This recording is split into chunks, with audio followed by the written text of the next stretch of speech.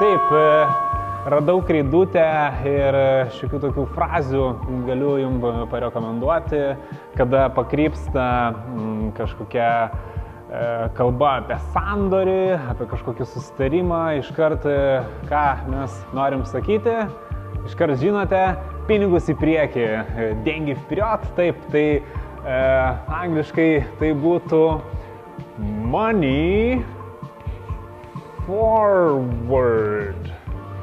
Taip, kaip sakoma, speak money forward. Pinigus į priekį.